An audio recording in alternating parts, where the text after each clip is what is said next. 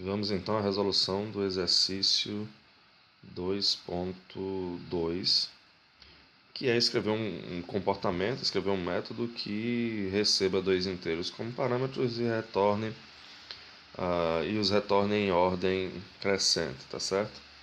Isso é basicamente a gente vai resolver isso com um se. Então vou abrir aqui a classe, a gente já tem o exercício 2.1 resolvido. E a gente vai criar um novo método para resolver esse problema, tá certo? Esse método vai retornar um vetor de inteiros, ok? Por que é que vai retornar um vetor de inteiros? Eu preciso retornar em ordem alfabética dois números, eu não posso retornar dois valores. Eu tenho que retornar um valor só na forma de vetor, tá certo?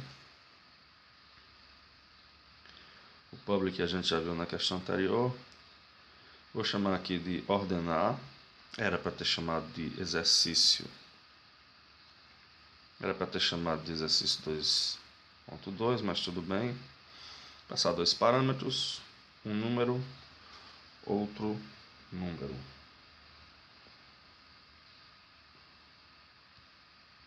Ok, agora a gente precisa implementar. Até aqui a gente tem a chamada assinatura do método, né? A visibilidade, que é pública, qualquer um pode invocar esse método de um objeto dessa classe.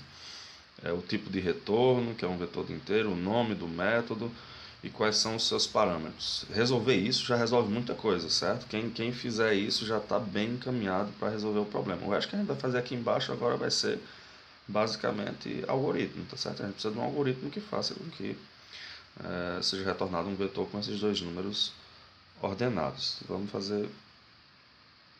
proceder com a implementação, vamos fazer isso. Vou melhorar, ajeitar aqui um pouco essa janela.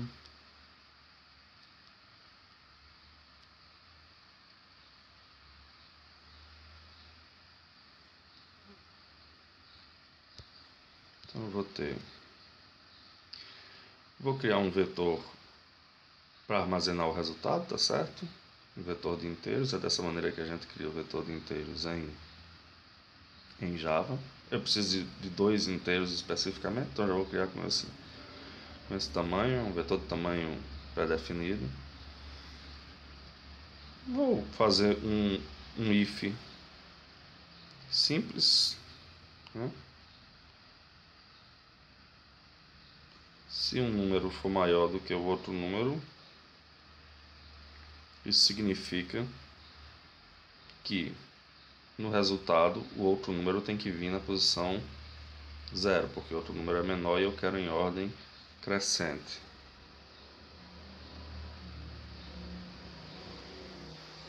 Ok? Isso significa também que um número vai estar na posição 1. Então, o resultado do índice 1 vai receber um número.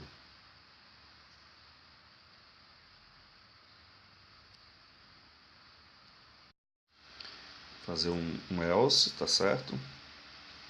Nesse else, o else vai ser o contrário, tá bom? Então eu vou usar uma técnica bem rudimentar aqui, copiar e colar.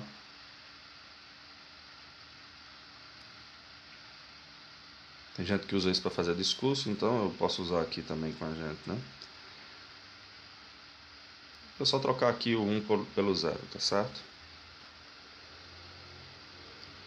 Caso contrário, um número vai para a posição 0 e outro número vai para a posição 1. Vamos compilar. Notem aqui que quando a gente compilou, ele deu uma mensagem de erro interessante, está dizendo que está faltando a gente colocar um comando de retorno, porque a gente falou lá na assinatura, a gente escreveu lá na assinatura. A gente escreveu na assinatura que este método retornava alguma coisa e a gente esqueceu ele está dizendo que a gente esqueceu de colocar um comando de retorno, né? Já que ele retorna alguma coisa, a gente é obrigado a colocar um comando de retorno. E vamos fazer isso vamos fazer isso agora, tá certo? Basicamente a gente vai ter que colocar retorno e resultado, não tem muito o que fazer aí não. Retorno resultado, compila, vê que não tem nenhum erro de sintaxe. Se não tem nenhum erro de sintaxe, a gente já pode criar um novo objeto. Se a gente pode criar um novo objeto, a gente pode invocar o comportamento.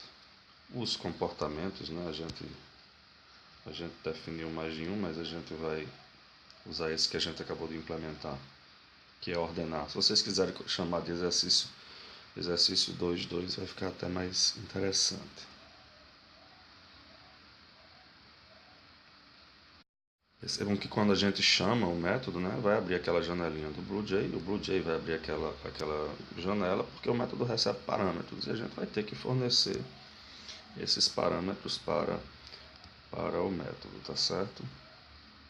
Vou colocar aqui 4312. Ok. Bem, a gente vê que retorna um vetor, que é um objeto, e a gente pode inspecionar para ver quais são os elementos desse objeto, tá certo? São justamente os números que a gente passou ordenados, tá certo? 12 e 43. Vamos testar mais um pouco, vamos passar outros números. 43 e 76, por exemplo. Se a gente inspecionar, vai ver que vai estar na ordem, ele não modificou a ordem, tá certo? Continua ordenado. E se a gente quiser, e eu encorajo vocês a fazerem isso, a gente pode acompanhar a execução, né? Lembram da definição de um ponto de parada, tá certo? Dá 2 cliques ao lado da linha.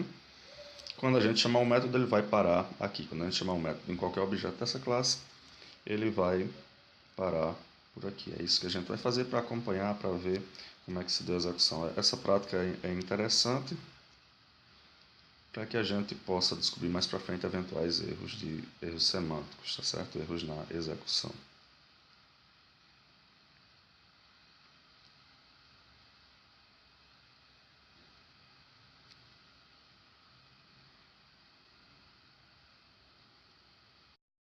Notem que a gente já tem de antemão 2 parâmetros definidos, né? Os parâmetros que a gente passou. E à medida que a gente for executando, né? E lembrem que a gente vai executando através desse botão avançar aqui, a gente vai executando passo a passo. À medida que a gente for executando, novas variáveis vão surgindo e novos valores. Então vamos lá, vamos começar essa brincadeira, né? Vamos começar a execução. Já apareceu um resultado aí, que é um objeto, tá certo? Todo vetor em Java é um objeto. Como um número é maior que outro número, ele vai entrar nesse if aí e vai colocar em resultado outro número. Então a execução está realmente de acordo com o que a gente estava esperando, tá certo? O método faz o que a gente queria que ele fizesse. Então é isso, pessoal. Está resolvido esse exercício. Partam para o próximo.